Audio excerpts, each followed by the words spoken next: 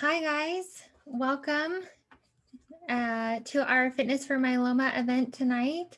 We brought to you by the HealthTree, the Myeloma Crowd Community HealthTree program. My name is Lindley Sweeney, and I'm the Fitness for Myeloma chapter lead. I'm grateful for your support and participation here. As a reminder, today's session will be recorded. The recording, along with the slides, will be sent to all registrants within 24 to 48 hours after our event has concluded today. As always, I would like to thank our sponsors, without whom this would not have been possible. Bristol Myers Squibb, Amgen Oncology, Genentech, Adaptive Biotechnologies, Sanofi, Oncopeptides, Karyopharm Therapeutics, and Takeda Oncology. So I'm going to share my screen.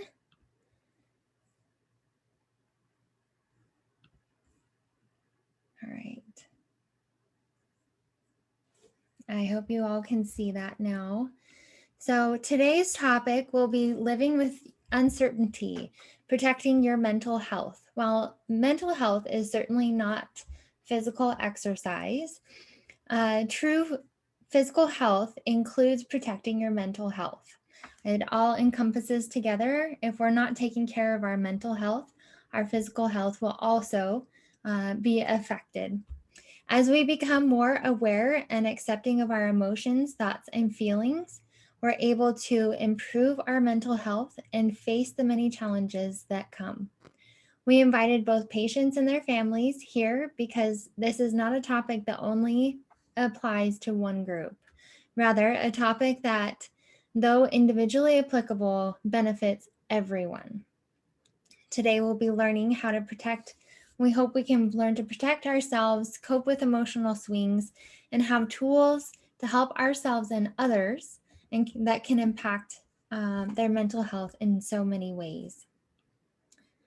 It is now my pleasure to introduce our featured speaker today. Susan Ashley, MSW LCSW, is Vice President of Clinical Services and Education at the Cancer Support Community.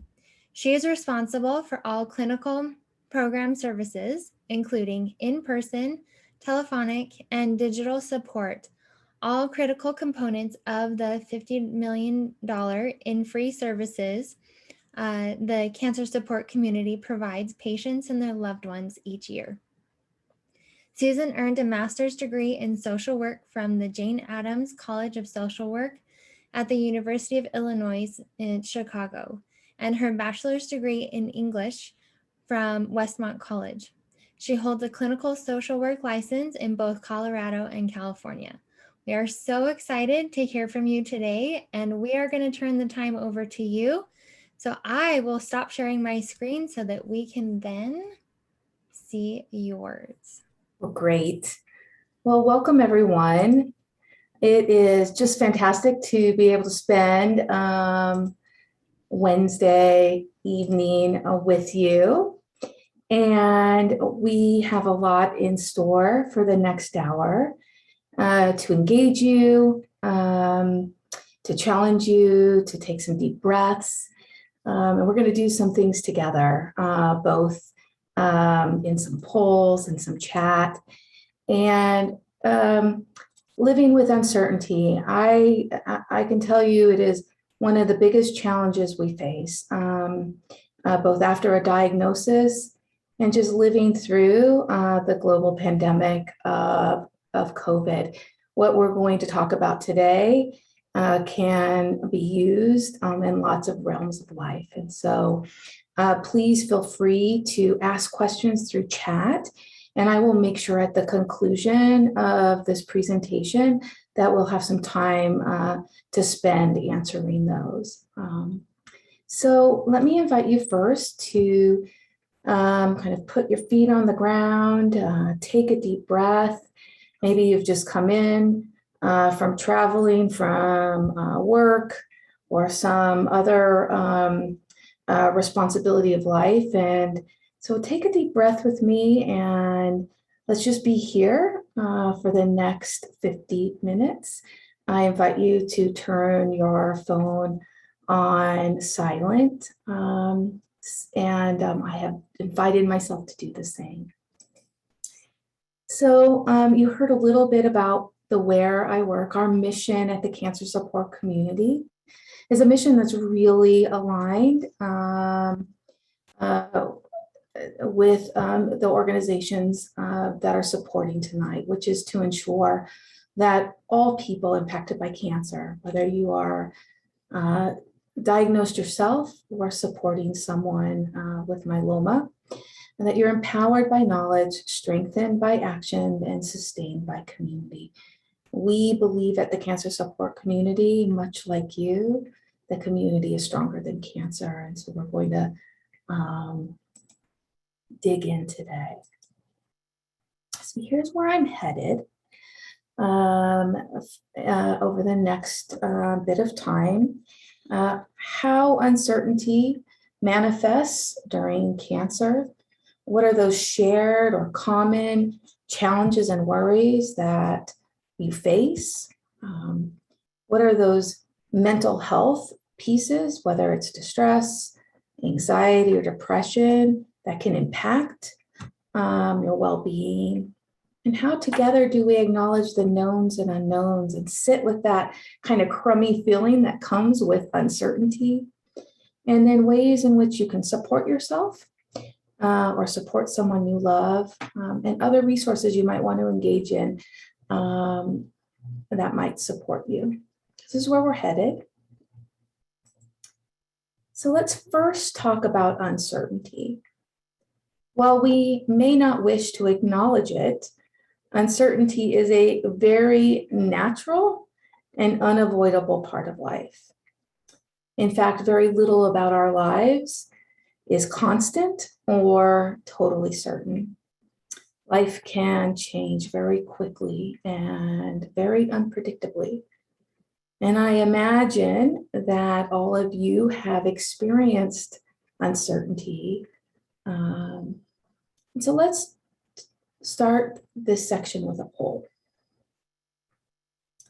And in a minute, a poll is going to come up. And so think about, in times of uncertainty, when you feel unanchored or unsure, ask yourself, when I feel uncertain, I feel confident that I can cope and have the ability to get through it. I have people who love me and will support me, and I feel confident that I can ask for support or help. What's most true for you?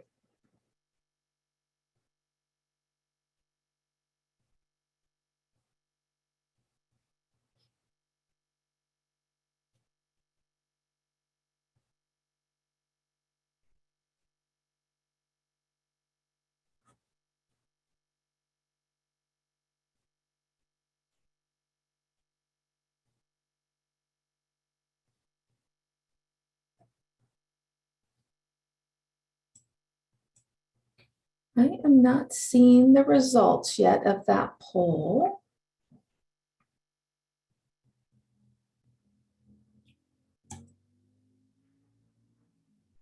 Great. So what I'm hearing is that a good portion of you, over 52% of you, said you can cope and have the ability to get through it. Fantastic, right? That confidence in the midst of uncertainty is something that helps us be resilient and have some fortitude in the face of change. About 30% of you said, I have people who love me. And the reason why that is important is when we feel alone, when we feel like we don't have people around us, uncertainty can feel far more difficult to get through. And 15% of you said that you can ask for support or help. Well, this is great news. It's great. So let me go to kind of the next section, and we're going to carry some of those themes through that we just looked at in the poll. Let's talk about change in cancer.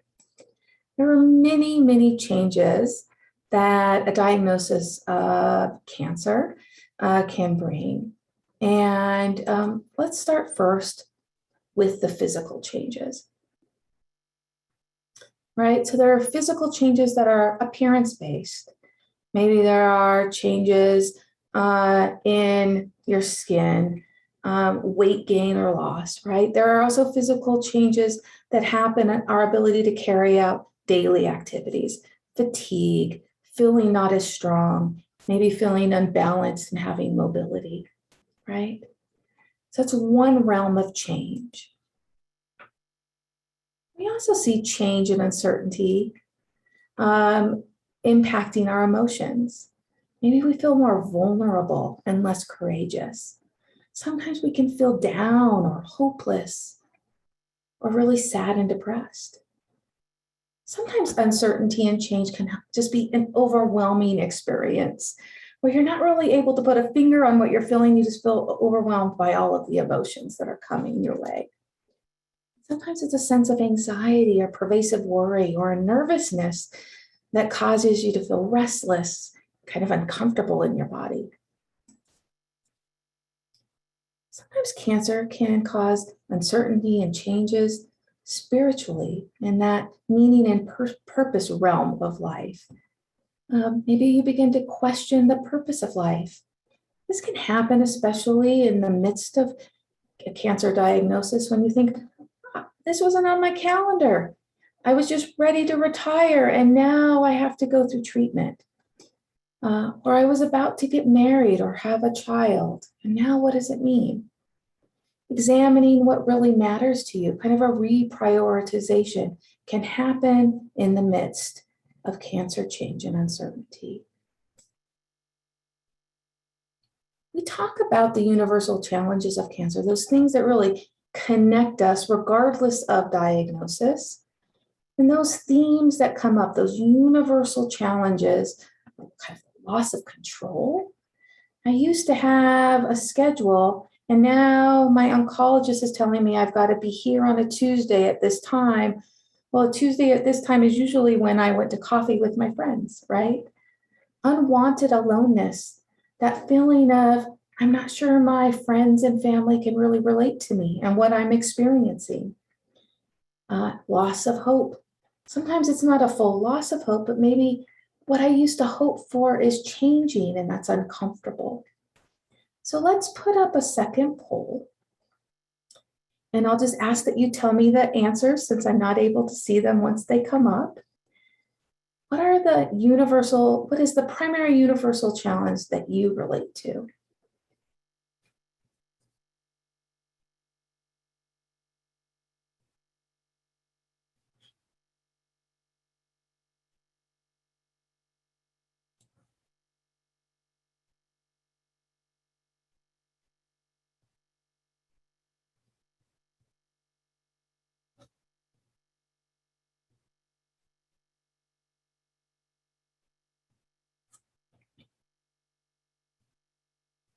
Great. I'm able to see the poll this time. This is fabulous. Okay, loss of control comes in at a good half of you. Changes in hope, right? I'm hoping that I will see my son get married. Unwanted loneliness. Yeah. Many of us felt this last year, in particular, going through treatment and through COVID with the social isolation and distancing. Okay.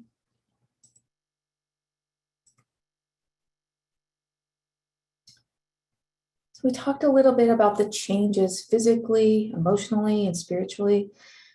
Let's talk about those common challenges and worries that both patients and caregivers experience. So let's first talk about cancer patients. The cancer support community, we have a cancer experience registry in which patients and survivors and caregivers take a comprehensive survey that tells us, what is your experience with cancer like? And 53% of patients tell us that they're worried about the future and what lies ahead. And 67% of caregivers have that same concern, where they are saying that they are moderately to very seriously concerned about what the future holds.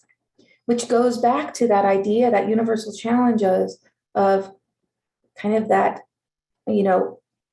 purpose and hope and control. Nearly 1 out of 2 was concerned about finances because you had to use your savings or retirement to cover those costs. And 41% were very seriously worried about changes or disruptions to home and school life. When we look at the multiple myeloma registry, those are the voices of all of you, you can see that the top concerns are eating and nutrition, moving and exercising and staying active, and that's connected to that sense of feeling too tired. So this is, these are unique to folks with multiple myeloma. Let's talk deeply about caregivers. 39% said their health was worse than before they became a caregiver. And that's because you started shifting your attention away from yourself and onto the person you loved, right? And so this piece of the puzzle, which is looking at uncertainty through the lens of health, well-being, and wellness, is really important, both for the person with the cancer diagnosis, with multiple myeloma, as well as the caregiver.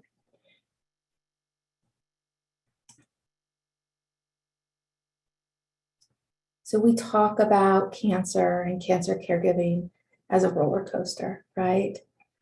And that there are predictable and common and normal reactions that can feel like a roller coaster ride, where it's up and down and topsy-turvy. And what we know about a roller coaster is we don't always get on at the same part of the ride, right? Some folks are up front. They've been diagnosed for many months or many years, and they're seeing things from a different lens than folks that are in the middle of the roller coaster or at the tail end. And so we invite you never to compare and contrast your experience with someone else, even if they have the same diagnosis, because they just might be on the different part of the ride. It's that same concept of same storm, different boat, right? We all are experiencing the storm, but we all have different boats that are resourced differently and are maybe on the different part of the storm. So let's launch a poll to talk about what your top challenge is. And I picked some of the common themes that I just showed you. And why don't you talk to us through this next poll to say what your top challenge is today.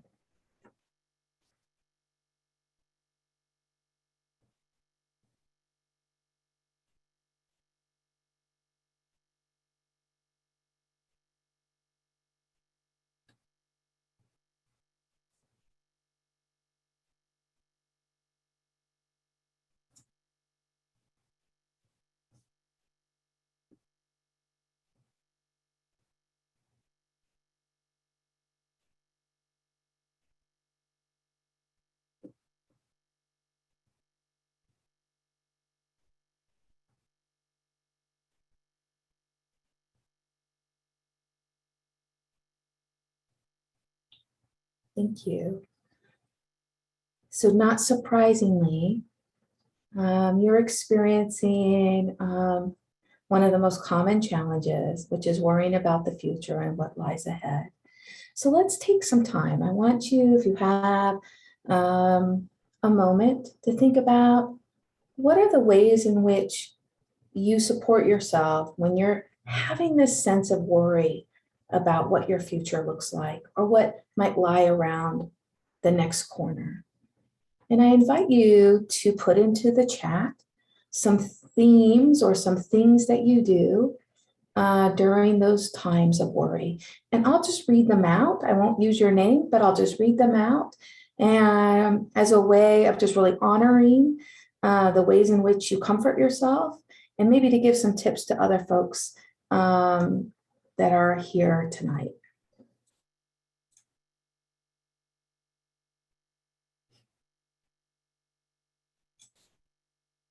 Prayer. Great. Prayer can be like a meditation for many people, right? Meditation just came in. Great.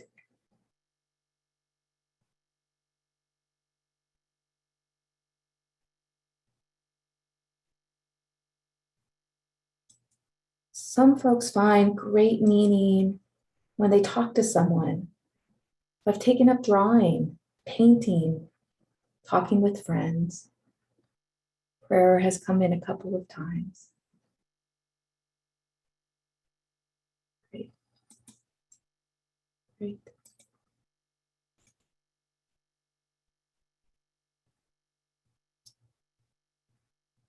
So living with uncertainty. And I'm just going to keep reading. There's a couple of other things that are just beautifully coming in. Developing dreams about the future possibilities. Remaining busy with work. Acceptance that I'm not in control and living in the now. Yeah, beautiful.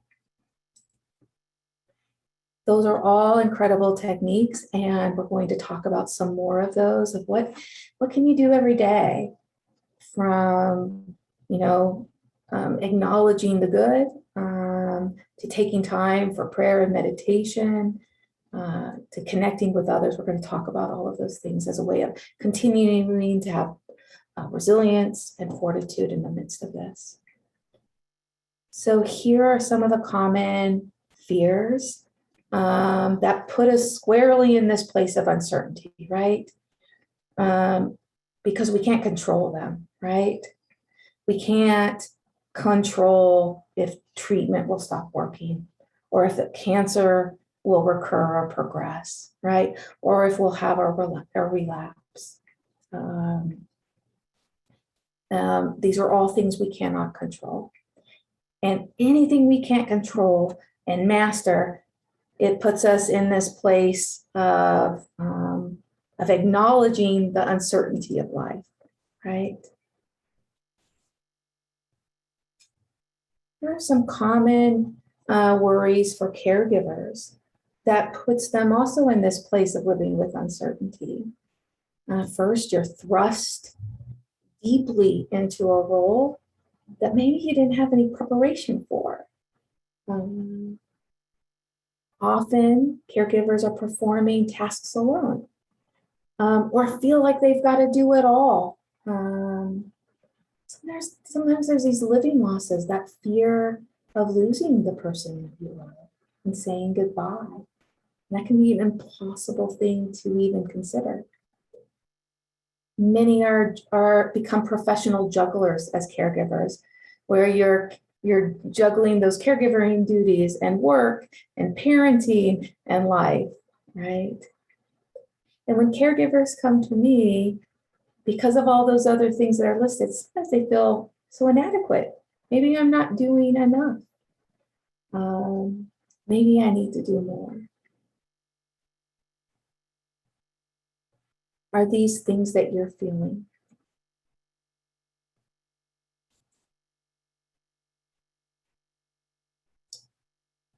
Let's do a reflection. Let's take a moment to think about how you have coped with feelings of uncertainty or worry in the past. Talked a little bit about the coping techniques that you've used: prayer, meditation, acknowledging that you're not in control. And so just take another minute to really say to yourself, are these techniques working? What else could I do? Who do I rely on when I am feeling really uncertain in life? And for those of you who may not have weighed in quite yet, maybe you want to put something into chat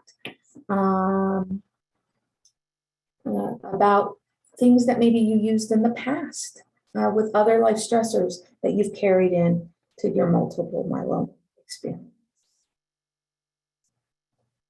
Give you an example. I had a patient with multiple myeloma who was a professional seamstress, and she stopped sewing when she got her diagnosis because she said to herself, why bother?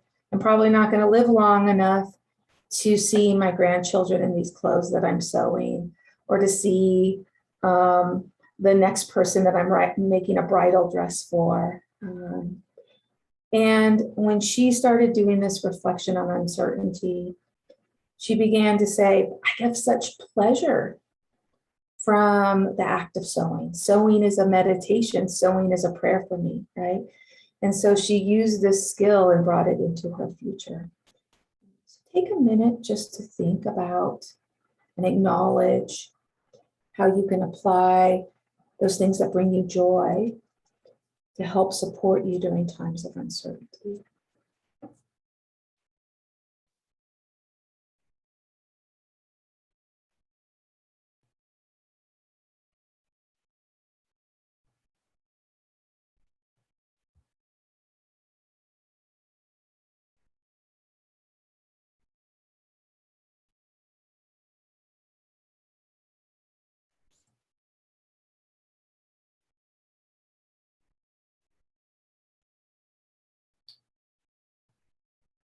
We're going to transition into the discussion about distress, anxiety, depression, and how those can challenge your ability to sit with change and transition and uncertainty.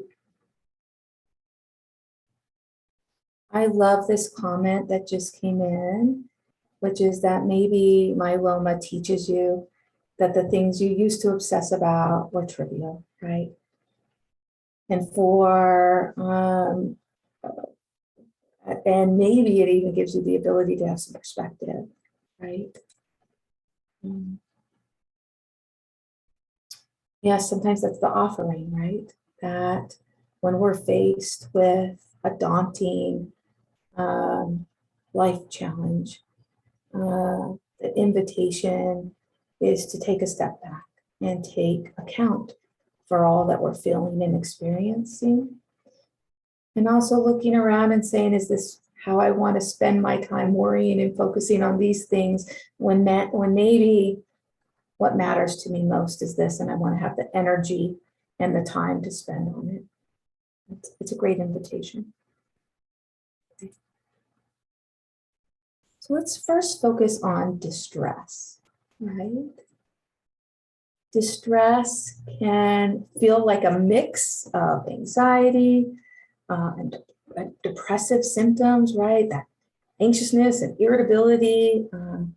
Sometimes distress, cancer-related distress can cause sleeplessness, lack of appetite. We actually call distress the sixth vital sign because it's so important to account for, right? And every single patient and caregiver at every stage, from diagnosis and through treatment, deals with some level of distress related to vulnerability and sadness and those big universal challenges that we spoke about at the beginning of our time together. It is so common that only about 5% of those with cancer ever tell anyone about it. They think there's something wrong with me. Why am I feeling these things? Shouldn't I be happier or more positive? And while distress doesn't affect cancer itself, it does affect how you cope and your ability to feel well. We know that distress is so predictable, particularly at times of diagnosis, when you're making a treatment decision, when you're waiting for your scan results, when there's been a relapse or a recurrence, or just a change in your cancer. So it's very common, and we want you to raise your hand when you're feeling these common feelings so that it doesn't become more disabling.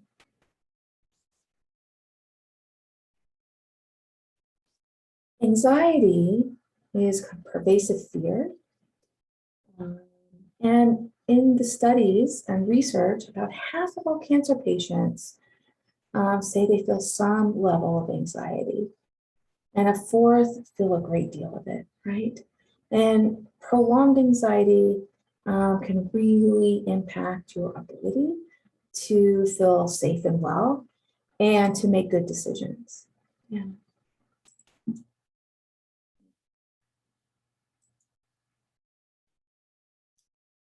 A third of cancer patients and a higher level of caregivers report a mood disorder that is reflected in depression at some point of their diagnosis.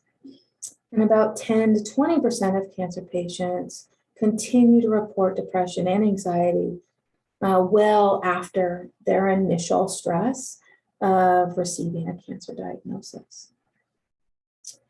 Further, more than half of cancer patients report fatigue as an ongoing issue. And I've seen in the chat, pain and fatigue and all of this are just well proven as being so connected. And a large number are focusing with pain. And the previous slide, I showed you some of the top concerns of folks with multiple myeloma, and those top ones were pain and fatigue, right?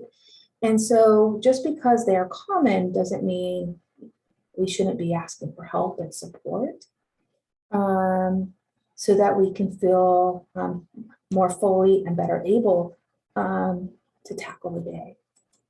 Right? While many emotions can fade, sometimes depression can linger. But the good news is that it's treatable. Okay. And so having cancer or being a cancer caregiver doesn't mean you should expect or accept depression or anxiety or distress. Not only is it treatable, but by seeking support and help, we can actually make you feel better, hopeful, and help you face those universal challenges. Okay.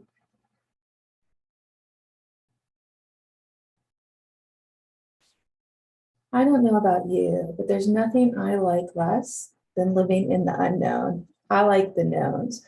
I like to know that I'm getting up at a certain time, I'm gonna have my coffee, I'm gonna see my friends. And when a diagnosis of multiple myeloma enters, boy, do we move into the unknowns quick. And with uncertainty are all the what ifs that keep us up at night, right?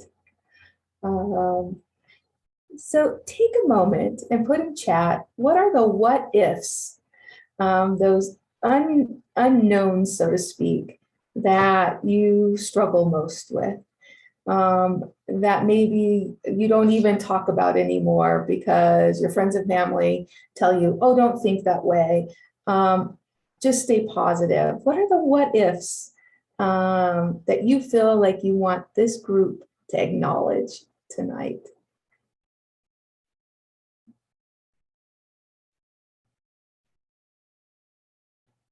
And while you're putting this into chat, just know that acknowledging the unknowns of cancer may make you feel anxious or sad or afraid, but it's super important to give voice to it. There's something actually called the tyranny of positive thinking, in which folks feel like, I can't ever share my fears or my what ifs. I have to stay positive. But the truth is, by naming our fears, they become less big. So it's like the lion in Wizard of Oz who felt like he had no courage. But when he started saying, I have no courage, guess what? The Tin Man and the Scarecrow and Dorothy came alongside him and said, well, we're going to go meet Oz together, right? So what are those what ifs that you are afraid? Yes. What if treatment doesn't work? What if I lose my health insurance? What if I get a blood clot or something else happens? What if the next shoe drops? I hear a lot, right? What if I lose mobility, right? Beautiful. Boy, and as I name all of these things out loud, I'm just bearing witness to them. What if I die before I'm finished learning, right? What if I get sick after transplant?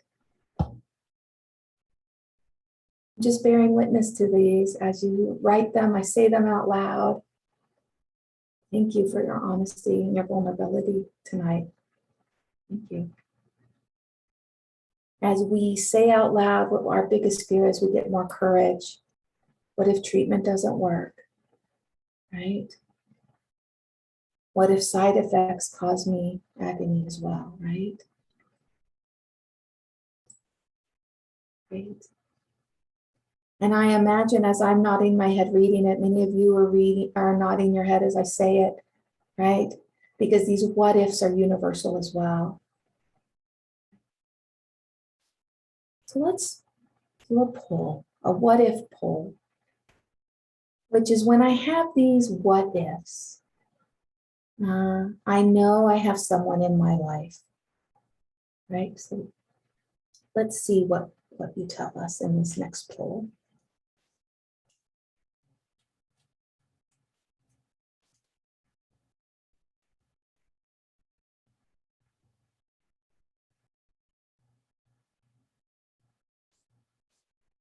And if you're sharing the poll, I can't see it, so just tell me when it's what the results are, and I'll respond. Okay, there we go.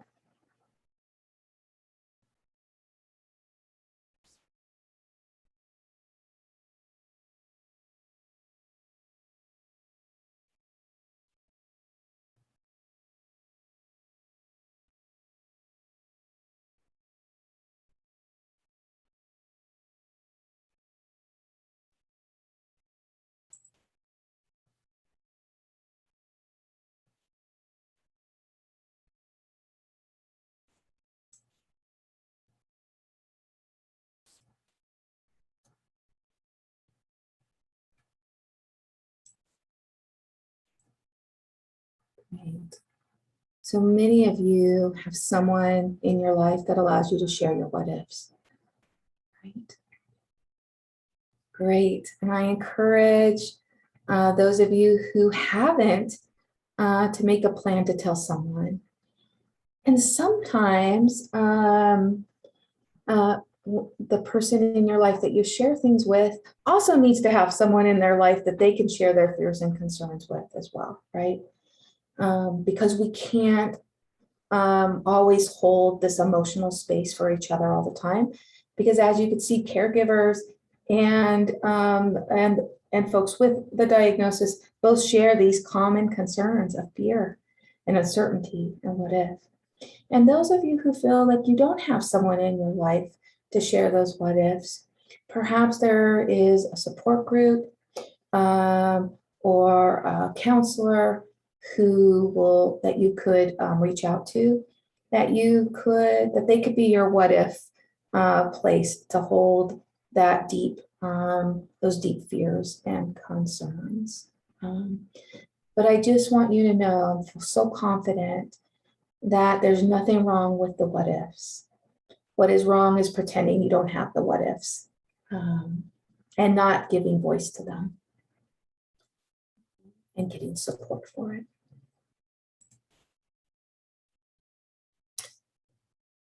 So there are situations that you can control, and there are things that you can't, right? And as hard as it sounds, many folks find it helpful to let go of those things that they cannot change and focus on what's inside their control.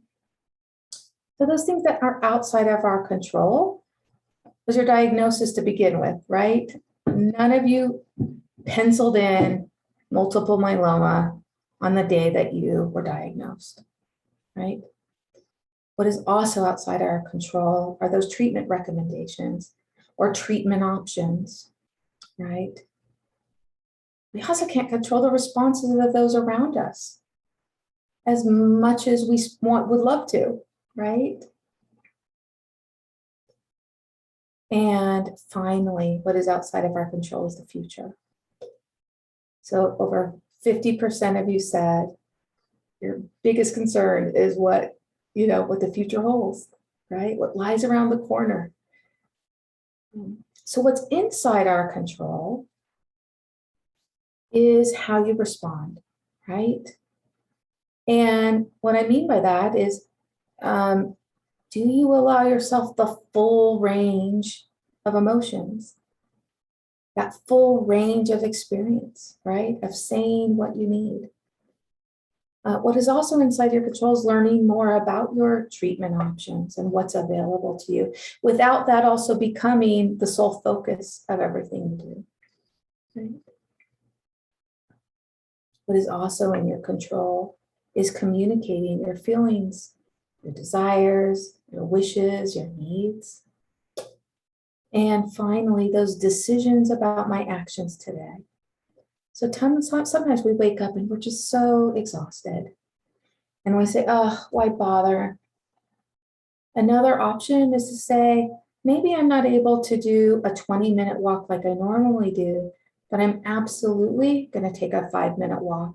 But I'm going to call a friend to go with me. Right? That is in your control. Maybe I can't walk because of my pain and fatigue today, but what is in my control is to text a friend and say I need support. Focusing on what is out of your control can lead to a lot of worry and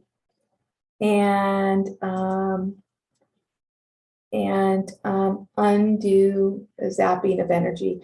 But I'm going to tell you, most of us spend our time thinking about the things that are outside of our control. It's human, right?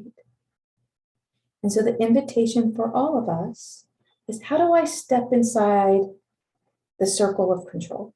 So take a minute and write down one thing that is in your control to do this evening after we get done that will make you feel like you have more agency and control over your night. What is the one thing you could do that would enhance your well-being and your sense of self?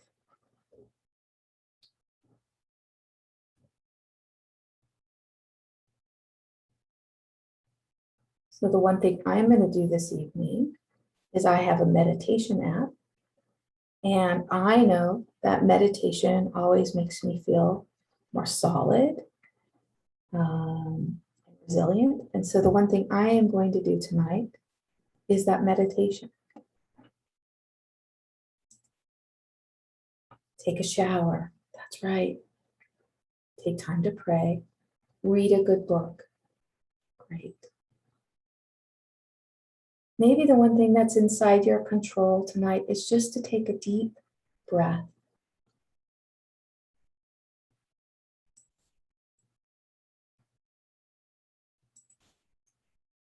Update my gratitude journal. Great.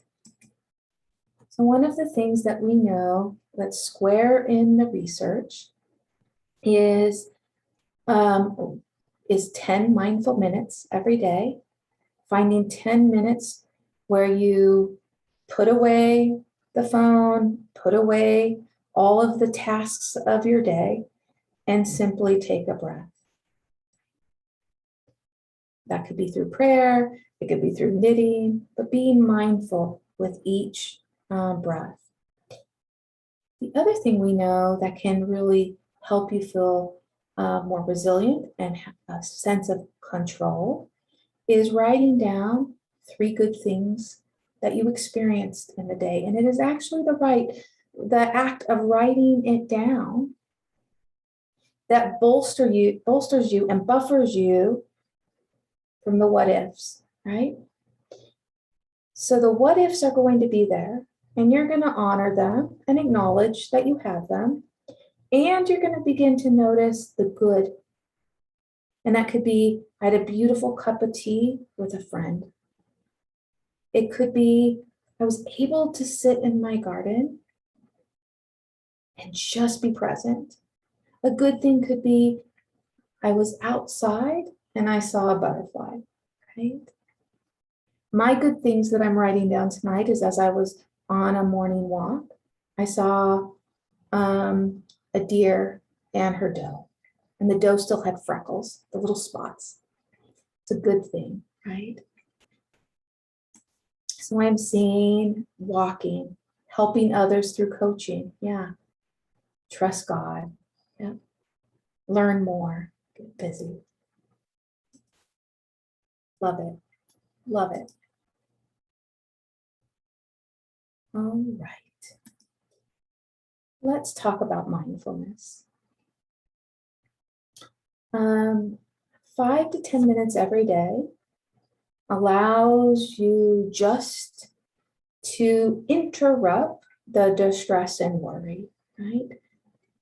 And even if it's for just a few breaths where you're able just to say, to count as I breathe in 1, as I breathe out 2, and maybe you can get up to 10, and that's just enough.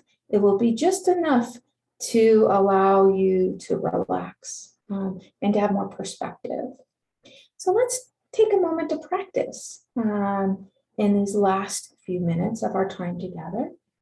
And why don't you just take a moment to either close your eyes or to gaze gently to the floor.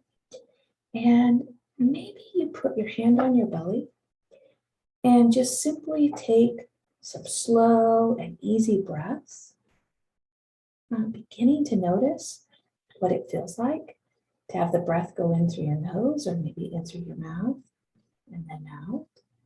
Just simply noticing, not trying hard to breathe, just breathing naturally and just noticing that rhythm.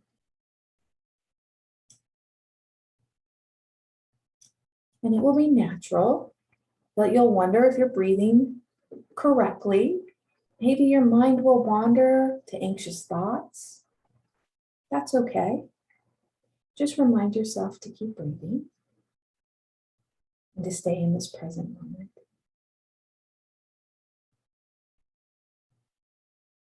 Just take another breath in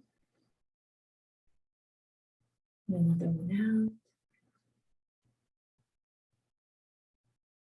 out. In. Out. Just inviting your body and your mind to focus on the breath.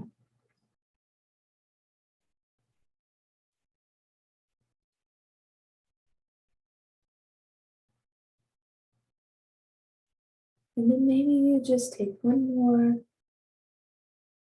bigger than ever breath. And with it, just sigh, letting it go. And it's as simple as that. None of us need to be floating in the air like some meditation master. Sometimes it's just taking 3 or 4 mindful breaths to remind us that we're still okay and we're well. We're going to do something a little deeper in a minute. So some of you have talked about this, right? Of what's next? How do I live with uncertainty, right? So the name of this talk wasn't how to get rid of uncertainty, right? It's how do I live alongside it? And so what we know are some of the things you've already talked about. Walk on the beach, make plans, talk to friends, prayer, right? Making plans for the future, even if it feels foolish, is important. It's inviting yourself to believe that tomorrow will happen. Setting new goals or priorities, right? Very important. Making those changes that are important to you and a loved one. Being able to spend more time with family and friends. One of you mentioned that you took up painting, right? That creative hobby that is bringing pleasure, right? And maybe it's just putting one step in front of the other every day, reaching out and asking for support. So many of you acknowledge that you have a trusted friend or loved one that you can rely on. But if you don't, There are many folks at your disposal, both through coaching, through that I've seen come in. You have a multiple myeloma coach, as well as at your cancer center. The social worker there or the nurse practitioner there may be a really great resource on connecting you to your local and community resources. And the cancer support community has over 150 locations, both in the United States and Canada, where we're providing at no cost education, support, healthy lifestyle, and other sort of social connections programs for both the patient, caregiver, and entire family. Okay. I can't conclude today without saying, if you are having severe worry that's getting in your way of doing the things you most want to do, I want you to raise your hand and get support. First, by talking to your doctor, who can give you a referral to someone in your local area. It is not a sign of weakness that you are sitting along deep worry. It is a great sign of strength to say, I need more support and help. So my final reflection, and then I'm going to open it up to some questions if you have any, is a loving kindness meditation. And the loving kindness meditation is the most accessible and easy meditation for us all to do, because it's not sitting hoping that all of the thoughts that are in your head just go away. The loving kindness meditation is a real invitation to ourselves to be more compassionate and to have kinder eyes for ourselves. And there's just tremendous benefit for well-being with this particular meditation. And so we got a little bit of a practice a few minutes ago where we just took a few breaths. And so I'm going to gently get you back to that space and invite you to close your eyes. And if that doesn't feel comfortable, just have a downward gaze and begin to just take another breath. And I'm going to offer some statements that you're going to say to yourself. And then we're going to extend it to each other. So I'm going to take a deep breath with you just to bring myself to the same space.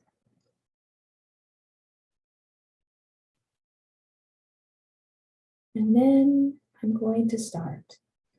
And as I say each statement, I'm just going to encourage you to say them back to yourself. May I be happy. May I be well. May I be well of both body and mind. May I be free from fear. May I be filled with loving kindness. May I be happy. May I be well of both body and mind. May I be free from fear. May I be filled with loving kindness. And now I want you to imagine the person you love. Maybe it's your caregiver. Maybe it's the person you're caring for. Maybe it's that beautiful cat or dog that's sitting on your lap. May you be happy. May you be well of body and mind. May you be free from fear. And may you be filled with loving kindness. And now again, as you think about that person or that pet, say again, may you be happy. May you be well of body and mind. May you be free from fear. May you be filled with loving kindness. And now I say to all of you that joined me this evening, may you be happy. And may you be filled to the brim with compassion and loving kindness. for whatever your future holds and whatever lies ahead.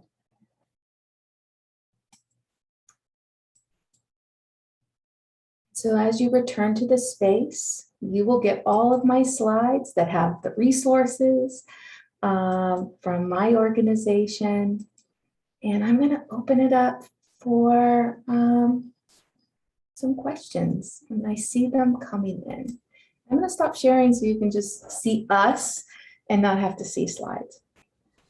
Thank you so much, Susan. That was inspiring and very nice to come off that calming affirmation at the end. So we want to open it up to everyone for comments and questions. I would ask if you can put them all in our Q&A so I can make sure that I answer everybody's questions. So we do have one to start. It's not more of a question, it's more of a comment. They say, Susan, you are great. What a wonderful presentation. Your incorporation of our comments into your talk were so validating and thoughtful. Thank you.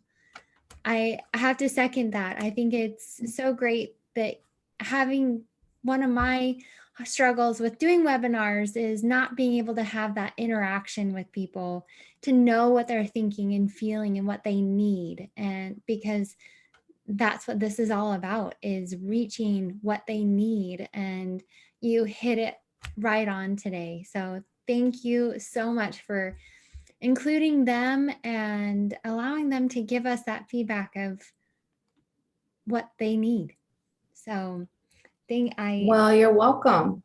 Right? that. Absolutely. Yeah, another comment came in. Thank you for this excellent program. So I'll start with a question that I came up with while other people can ponder and come up with their own questions. How do you help yourself in the moment of that anxiety, worry, stress? Because I feel like sometimes it's hard to rechannel that, your thought process in that moment of feeling. Great. I'm going to suggest a couple of things. The first thing is to acknowledge what you're feeling, right? I think if you're anything like me, the first reaction you have to that feeling of overwhelm is you immediately try to talk yourself out of it, right? I shouldn't feel this way. What's wrong with me? Stop it. But the truth is that just makes it worse, right? And now you've expended all of your energy talking yourself out of it. I always find it's better just to truth tell and say, I feel overwhelmed, right? I feel completely undone by what's happening to me, right? The other thing I invite folks to do is separate themselves from the feeling. So sometimes we say, I am anxious. That's not really true. What you're feeling is anxiety, right? And so sometimes giving ourselves a little permission to have distance from the feeling too. I feel like I might die, right? Is a very common worry, and it's one of the ones that we talk ourselves most out of even saying out loud. But the other thing are some of the things that we did today, which we know that what helps us bounce back in the midst of panic and anxiety are practicing some of these things daily. Meditation, mindfulness, those three things that become exercises that we do for our well-being. Just like walking and lifting weights, eating well is what helps us stay fit and well physically, even in the midst of myeloma. The other things that keep us well are these other daily practices, and it's a practice. So, there's a lot of people who have yoga clothes and yoga mats, but they've never been to yoga. They just have an attitude of yoga. Right? In the same way, sometimes we have an attitude of gratitude, but we've never written one thing down that we're grateful for, or that we're, so I saw someone in there that was like, I'm going to dust off my gratitude journal. Perfect. Don't just dust it off, put it next to your bed and write down one good thing tonight that you're grateful for, that was good, that felt good, and then keep writing. And then on those days where you're completely feeling like, I'm not sure, the what ifs are clobbering me, you're going to take out that journal, and there's going to be this whole laundry list of amazing things. There was a whole year in which my young daughter put peanut butter and jelly sandwiches on her top good things. I must have made the best, PB&J, right? So it's not the quality of the good thing, it's the good thing, right? So that's what I'd say about that. Yeah. No, I like that. What is your thought on, having that gratitude journal, but also writing down the what ifs? Is that kind of cathartic in that you're unleashing it, acknowledging it, and kind of letting it go? Now, there's actually something called cognitive behavioral therapy, which sometimes we have this really catastrophic imagination, right? And so sometimes what we do is we spiral in the what ifs, right? What if this happens? What happens? And we keep going, right? And sometimes we need to say, well, what's the counter argument to that? So what if I die? Okay, well, that might be true, right? Because we are all going to die, right? So what is the other thought that could go along with that? What if I don't die tomorrow? Is the idea, right? How do I want to spend tomorrow then if I wake up and I'm surprised, right? And so, yes, sometimes writing them down, it can be cathartic because it's the act of giving yourself permission to say the thing that you most don't want to say out loud. Yeah. Yeah, no, I definitely appreciate that. That's something that I've started doing again this month, is allowing myself to write down the feelings, but then writing down the good things as well, so that I can counterbalance and have better thought process. Yeah. And I think sometimes we need to grieve it first, right? So there's lots of living losses with a diagnosis, right? And they're the losses that people can't see. The loss of what I thought life was going to be like. The loss of certainty, right? And so sometimes our what ifs are connected to grief. And so sometimes we need to do a little more deeper curiosity work about, this what if comes up a great deal. What is that tied to? Well, what I'm really feeling is that, so I'm feeling a sense of grief that this was not supposed to happen. And I don't want it to happen. And I want it to not be true, right? So sometimes we need to do that second bit of really holding space. So as you can see, when I read people's what ifs, I didn't talk you out of any of them. I honored, we made space for them. And then we also made space for the other side of that story, which is we're also going to do these things for ourselves tonight. Take a shower, take a walk, read a book. Yeah, both. It's an and. Does that make sense? Yeah, I really like it. Are there any other questions that people have? I feel like you have addressed everything so well during. And so those questions that we come up with I wrote some down and they've been checkmarked because they've been answered. So I am going to share my screen again. Well, thank you for inviting me. And I want to say that to everyone who's here tonight. Thank you for joining me this evening or early evening, depending on where you are. It's been a pleasure. Oh, it's been an absolute pleasure to have you. We are so grateful to have you around, understanding and knowing and validating each and every person here. So next, please join us, for everyone who's watching, for our next meeting. We will be talking about a healthy balance of motivation. So I chose this topic because I feel like so often, so we're coming off of this mental health and mental wellness.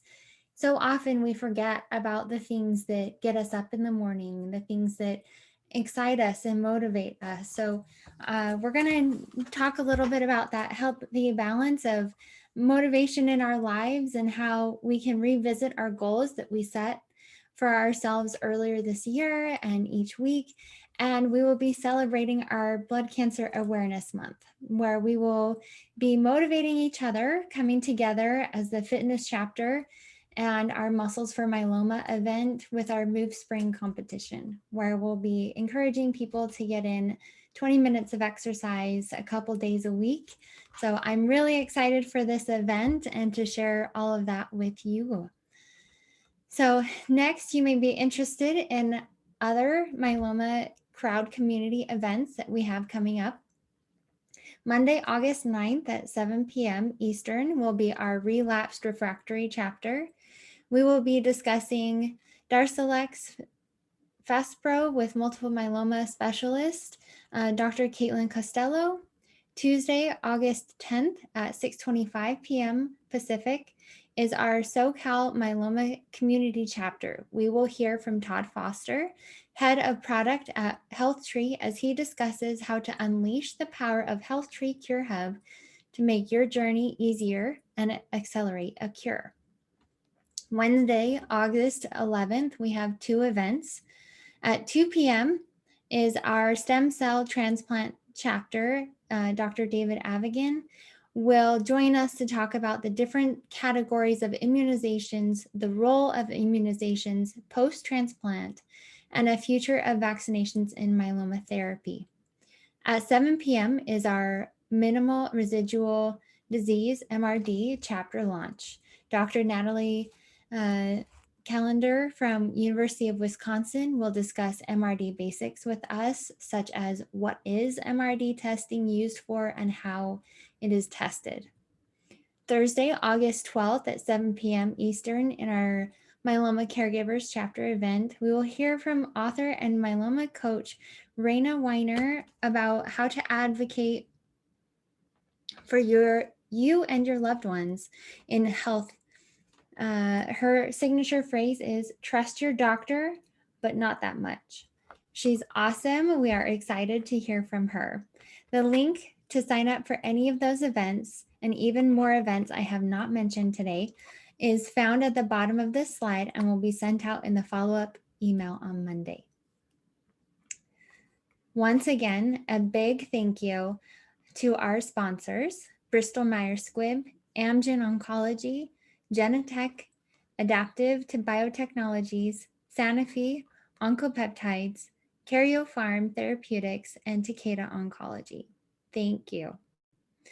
Thank you again all for who joined us today, and we hope you have a wonderful evening.